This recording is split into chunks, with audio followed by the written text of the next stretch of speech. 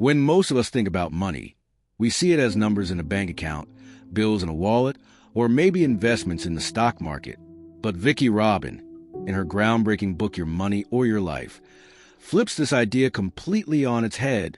She invites us to ask a powerful, life-changing question. What if money isn't just money? What if money actually represents your life energy? This is the central philosophy of the book. Every hour we spend working, commuting, or even worry about our jobs is an hour of our finite life that we trade for money. Once you see money through this lens, as something deeply tied to your limited time on Earth, it becomes impossible to waste it mindlessly. Because in reality, when you waste money, you're wasting life itself. The book came out in the early 1990s and quickly became a cult classic, especially in financial independence circles.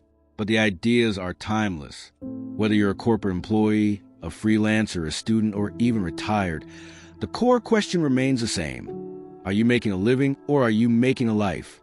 Vicki Robin and her late co-author Joe Dominguez saw that so many people were stuck in what they called the earn, spend, earn treadmill. People work long hours, earn more money, then spend more money, which forces them to work even harder. It's a cycle with no finish line, where success is measured by possessions instead of freedom. And the tragedy is that many people spend decades chasing this treadmill, only to realize they never got to truly live. The promise of your money or your life is simple but radical. You can break free from this cycle. You can build a relationship with money that is conscious, intentional, and aligned with your values. Instead of being a slave to your job or your debts, you can design a life where money serves you, not the other way around. But this transformation requires honesty. The book doesn't sugarcoat the fact that many of us are living financially unconscious lives. We don't really know how much we spend or why. We justify purchases because everyone else has it, or I deserve it, without realizing that the true cost isn't just a price tag. It's the hours of life we'll never get back. Imagine spending 3 hours of your life for that fancy meal, or 10 hours for the newest smartphone. When you calculate money as life energy, suddenly, the question of, is this worth it, becomes much sharper. In this video, we'll walk step by step through the 9 key transformations outlined in Your Money or Your Life. You'll see how to track your spending, evaluate the real cost of every expense, shift your habits, and eventually reach what the authors call financial independence, a state where your investments and resources cover your expenses, and you are no longer forced to trade time for money. But here's something important. This isn't just a book about saving money or retiring early. It's a book about meaning, about building a life that is fulfilling, joyful, and aligned with what really matters to you. The authors argue that true wealth isn't how much money you have. It's how much life you control. If you're rich but miserable or wealthy but always stressed, then what's the point? So before we dive into practical steps, I want you to pause and think about your own life for a moment. How many hours do you give to work each week? How many of those hours are filled with meaning, growth, or joy? And how many are just obligations? When you buy something, do you feel it's truly adding value to your life? Or is it just another possession sitting on a shelf? The reason Your Money or Your Life has resonated with millions is because it forces us to wake up. It challenges us to take money off autopilot and put our lives back in the driver's seat. It's not about being cheap or denying yourself joy. It's about aligning every dollar you spend with the life you actually want to live. In the next part, we'll break down the first steps of the program, where you calculate the true cost of your work and begin to see your spending with new eyes. Once you start, you'll never look at money or your life the same way again. One of the most eye-opening concepts in Your Money or Your Life is the idea that money is not just currency, it is life energy. Every paycheck you receive is a direct trade of your limited time on this planet. But the truth is, most of us overestimate how much money we actually make, because we only look at a gross salary or hourly wage printed on paper.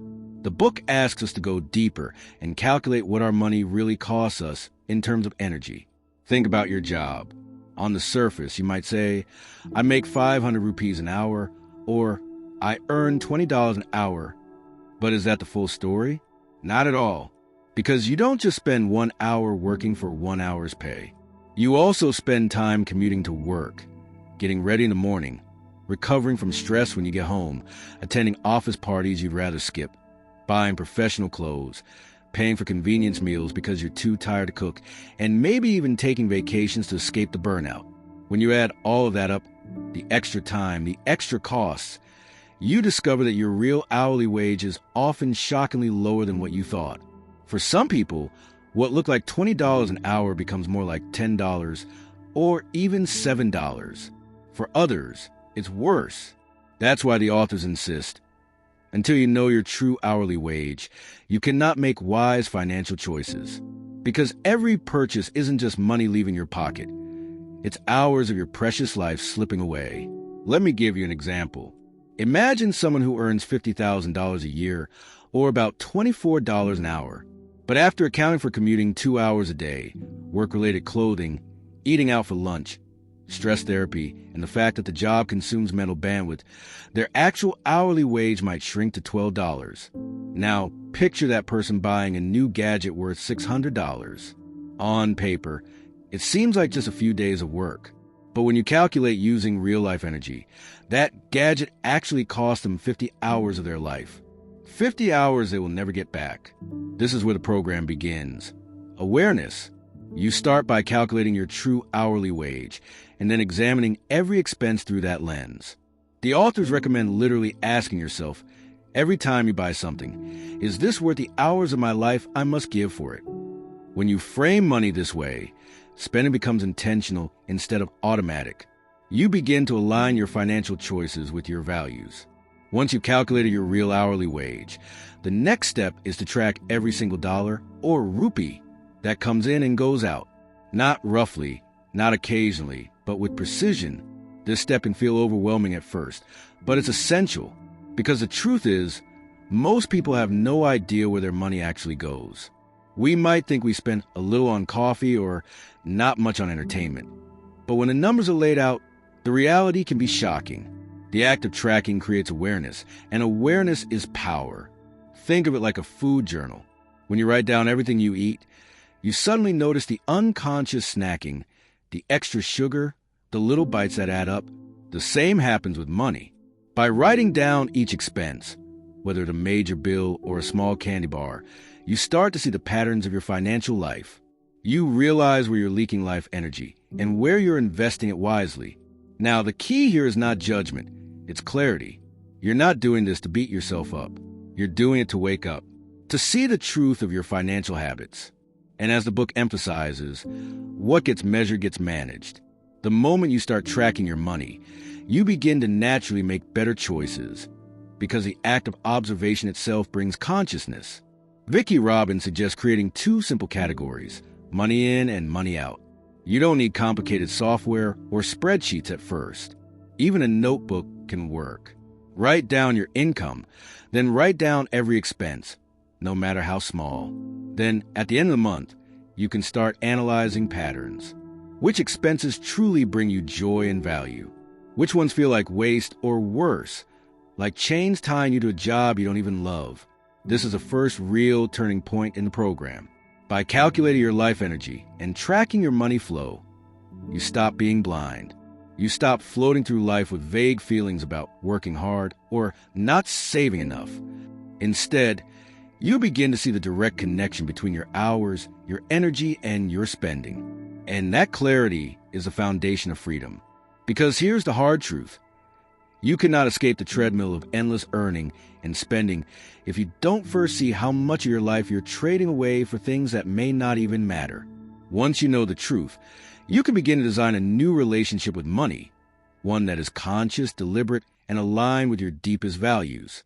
In the next part, we'll take this awareness even further. We'll explore how to evaluate your spending, align it with your personal values, and start eliminating expenses that don't bring joy. This is where the transformation becomes not just financial, but deeply emotional and even spiritual. Now that you've calculated your real hourly wage and begun tracking every expense, it's time to move to the next step. Evaluating your spending in the light of your values. This is where the process becomes both liberating and uncomfortable, because you're no longer just writing down numbers. You're confronting the meaning behind them. Vicki Robin calls this part transforming your relationship with money.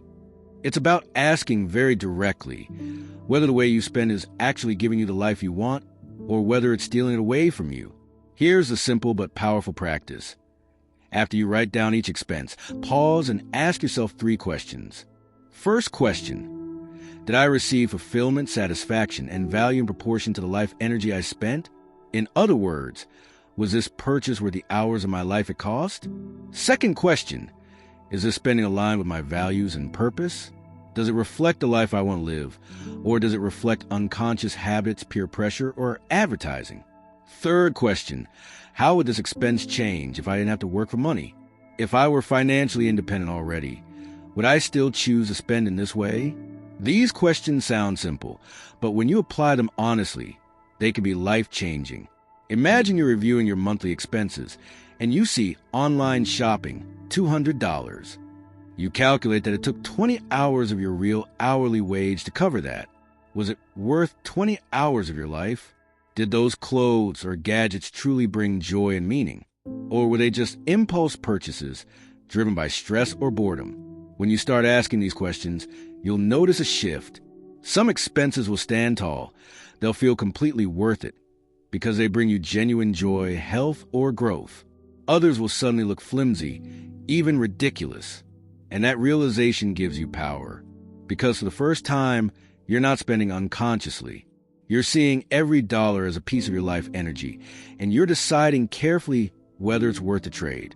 This evaluation process is not about guilt. It's not about saying, I should never spend on fun things. In fact, it's the opposite.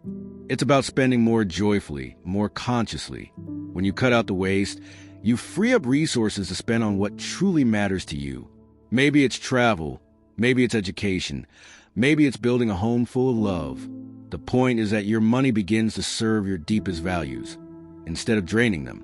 Now, let's talk about values. Most people never pause to define what really matters to them. Society tells us to value new cars, big houses, and designer brands. But if you look closer, you may discover that what truly makes you happy is simplicity, or time with family, or creative expression. The beauty of this program is that it invites you to peel away the layers of consumer culture and rediscover your own truth. For example, someone might realize that dining out 3 nights a week is not really about food. It's about connection with friends. Once they see that, they might choose to host dinners at home instead. The connection remains, but the cost in life energy drops dramatically. Another person might discover that their expensive gym membership isn't really about fitness. It's about accountability. Once they see that, they could replace it with a walking group or a local community class and still get the same value. This is why Vicki Robin says that money is ultimately about consciousness. It's not just financial math. It's spiritual practice. Every dollar you spend is a vote for the kind of life you want. And when you align your spending with your values, you begin to live with integrity. Your money choices reflect who you are and who you want to become. One of the most powerful outcomes of this process is that you begin to naturally spend less without feeling deprived. Because when you cut out expenses that don't align with your values, you don't miss them. In fact, you feel lighter. Imagine carrying a heavy backpack filled with stuff you don't need. Every unnecessary expense is like a stone in that backpack. The more stones you remove, the freer and happier you feel. This step is also where people begin to discover the idea of enough. In a culture that constantly screams more and more and more, finding your personal sense of enoughness is revolutionary. Enough means you have everything you need to live a joyful, meaningful life, without excess that drains your life energy. Enough is not scarcity. Enough is freedom. So, as you review your expenses and align them with your values, keep asking yourself, what is enough for me? What does true wealth mean to me? Not to my neighbor, not to Instagram, not to society, but to me.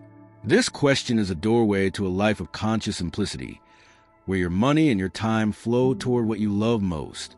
In the next part, we'll go deeper into the practice of creating a monthly wall chart that visually tracks your income, expenses, and progress toward financial independence.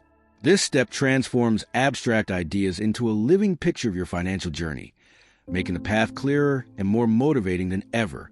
At this stage of the journey, you've calculated your true hourly wage. You're tracking every dollar of income and expense, and you've begun evaluating your spending in the light of your values. Already, you may be noticing changes, more awareness, less unconscious consumption, and a growing sense of alignment between your money and your life. But now comes a step that makes this whole process tangible, visual, and deeply motivating, creating what Vicki Robin calls the wall chart. The wall chart is not just a spreadsheet or a budget.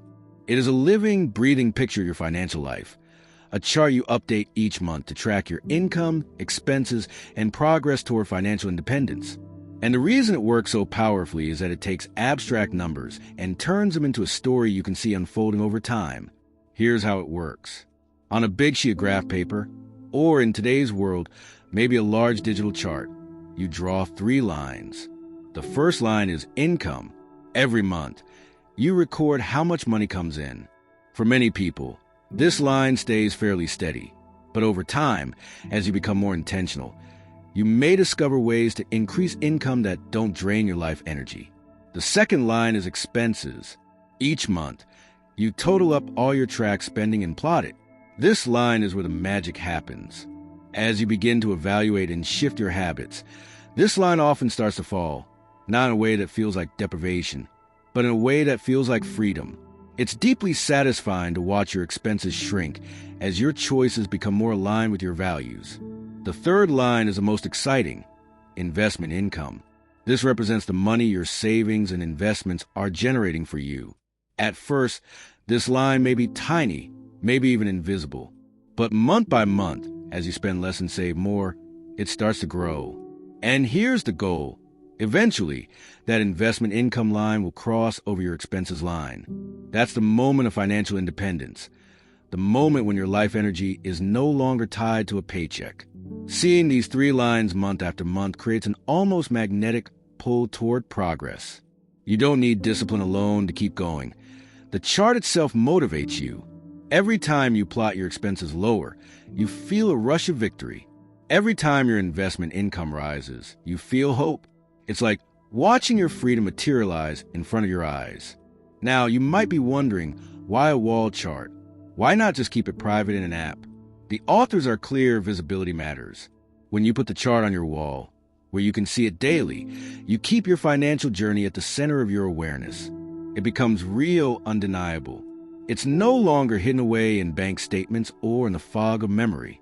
It's right there, a mirror reflecting the life you're building. Some people feel resistance to this step. They say, "But I don't want to look at my money all the time. It stresses me out." And that's precisely the point. If money feels like a source of stress, it's usually because it's vague and out of control. By putting it in plain sight, you take back power. You transform money from a shadowy burden into a clear, navigable journey. The stress comes not from knowing, but from not knowing. One of the most inspiring things about the wall chart is that it transforms long-term goals into visible progress. Financial independence can feel impossibly far away when you first start, but when you plot your lines each month, you see small but steady movement, and small movement compounds. Just like a child growing, the changes may not be visible day to day, but when you look back over months or years, the growth is undeniable. This chart also teaches patience. In a culture addicted to instant gratification, watching your financial life evolve slowly but surely is a powerful lesson. It reminds you that freedom is not bought with one big leap, but built brick by brick, choice by choice, over time.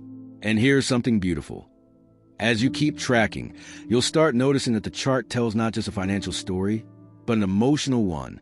The dips and expenses might reflect a moment of clarity about what really matters.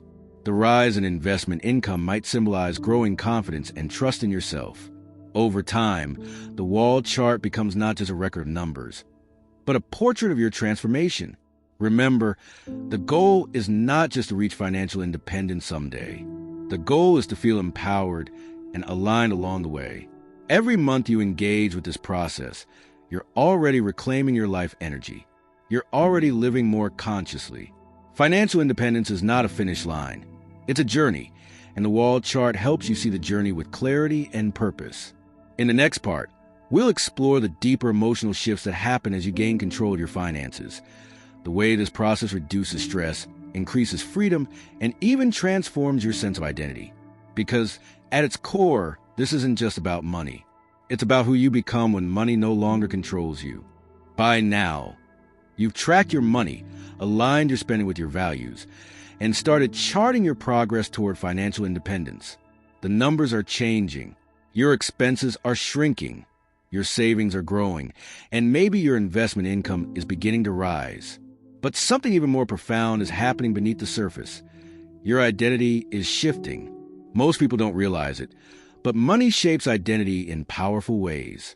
From childhood, we absorb messages like, your worth comes from what you own, or you're only successful if you earn a high salary. For decades, we might chase careers, possessions, and lifestyles not because they fulfill us, but because they fit someone else's definition of success. But when you start seeing money as life energy, and when you begin aligning your choices with your values, those old identities start to crumble. You realize you are not your job title. You are not your car. You are not your wardrobe. You are not your bank balance. You are something far deeper, far richer, someone whose worth cannot be measured in dollars. This realization brings an incredible sense of relief. Imagine the weight lifted when you no longer need to impress others with your spending. Imagine the freedom of knowing that your value as a human being is not tied to what you consume. Suddenly, you're not playing society's game anymore. You're playing your own game, defined by your own rules. Of course, this shift is not always easy. It can feel unsettling to let go of an identity you've carried for years. If you've always thought of yourself as a high earner, or the generous spender, or the one who keeps up with trends, changing those patterns can feel like losing part of yourself. But in reality, what's happening is that you're shedding illusions. You're letting go of masks that never reflected your true self. As this process unfolds, something else happens. Stress begins to dissolve. Think about how much anxiety money usually causes. Worrying about bills, debts, future security. That constant hum of financial stress eats away at people's health and happiness. But when you're tracking, when you're conscious, when you're saving and watching your investment income grow, that stress fades. You feel calmer, clearer, more in control. This calmness radiates into other areas of life. Relationships improve because money fights. The number one cause of conflict in many families begin to disappear. You and your partner start having honest, value-based conversations about spending. Instead of arguing over, why did you buy that? You begin asking, what do we truly want our life to look like? That shift from blame to vision creates harmony. Health improves too. Why? Because stress is one of the greatest toxins for the body. When you reduce financial stress, you sleep better, your blood pressure lowers, and you have more energy to enjoy life. Many people who follow this program report feeling lighter, not just financially, but physically and emotionally. And then there's freedom. Even before reaching full financial independence, you start to taste freedom simply because you're no longer enslaved to unconscious spending. Imagine the power of being able to say no to a toxic job or yes to a creative opportunity because you built a cushion of savings. Imagine the dignity of knowing that you can survive for months or even years without needing a paycheck. That's freedom. And it begins long before the wall chart lines cross. This freedom leads to another profound transformation, rediscovering your purpose. When you're no longer chasing money for survival or status, you start asking deeper questions. What do I want my life to stand for? What brings me joy? How can I contribute to the world? These are questions of meaning, not money. And once you begin asking them, your life energy flows in a whole new direction.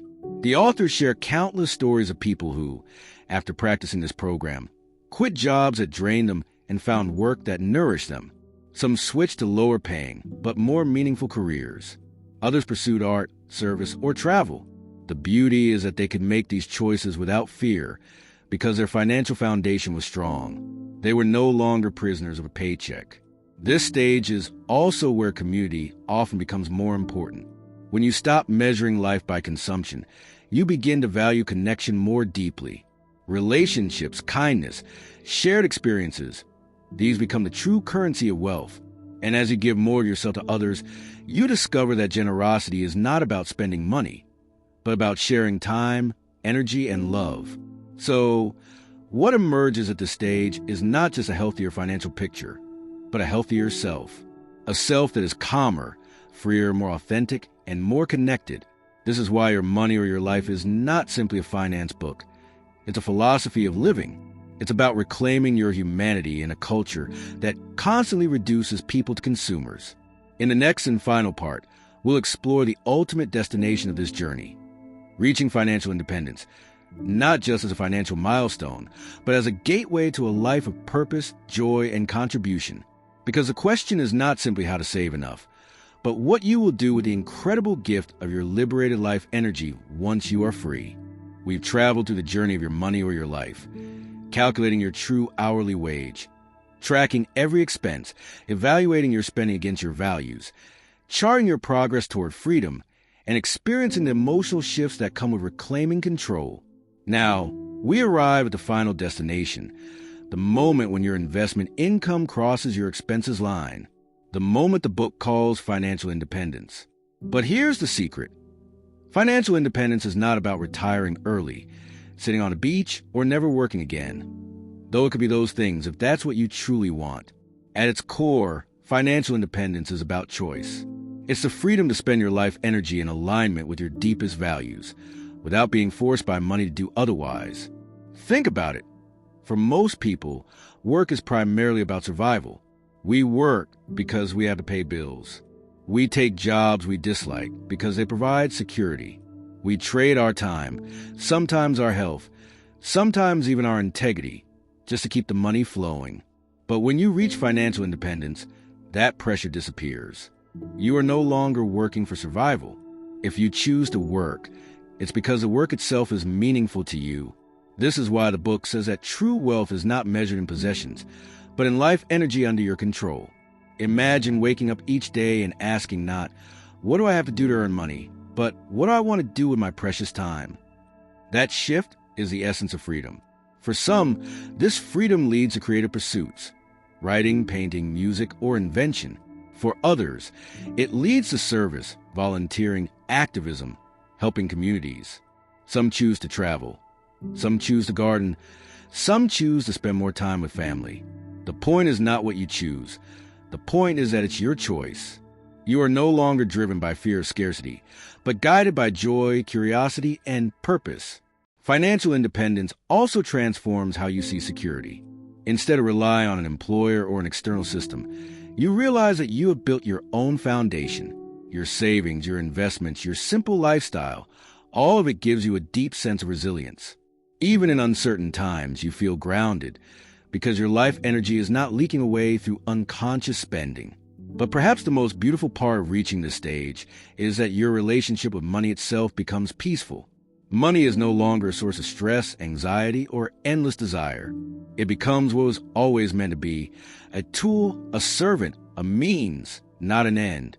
You respect it, you use it wisely, but you no longer worship it or fear it. And then something remarkable happens. Gratitude expands. When you live with enough, when you realize you don't need excess to be happy, you begin to appreciate every simple joy more deeply. A meal with loved ones, a walk in nature, a good book, a laugh shared with a friend. These become treasures. You no longer chase more because you discovered that enough was always the secret to contentment. Vicki Robin often says that the purpose of this program is not just to free individuals, but to heal society. Because when people step off the treadmill of endless consumption, they also reduce waste, reduce exploitation, and live more sustainably. Imagine a world where millions of people choose meaningful work over meaningless consumption, where communities thrive because people have time and energy to give. Financial independence is not just personal freedom. It's a path toward collective transformation. So let me ask you, as we close this journey, what would you do if you didn't have to work for money anymore? How would you spend your days? Who would you spend them with? What dreams would you finally give attention to? These questions are not just fantasies. They are invitations. Because every step you take with this program brings you closer to the freedom to answer them honestly. The truth is, life is short. Our time is precious. And the ultimate tragedy is not just running out of money. It's running out of life before we've truly lived. Your money or your life is a wake-up call to stop trading away our days unconsciously and start living deliberately. So here's the challenge. Don't wait. Start today. Calculate your true hourly wage. Track your expenses. Ask yourself the 3 questions. Build your wall chart. Align your spending with your values. And keep going step by step, month by month. Because every conscious choice you make is a piece of your life reclaimed. Financial independence is not reserved for the lucky few. It is a path open to anyone willing to live with awareness, intention, and enoughness. And when you arrive, you'll find that the real treasure was not just money. It was freedom, clarity, and the power to live your life fully on your own terms. The next chapter of your life is waiting, and the choice is yours.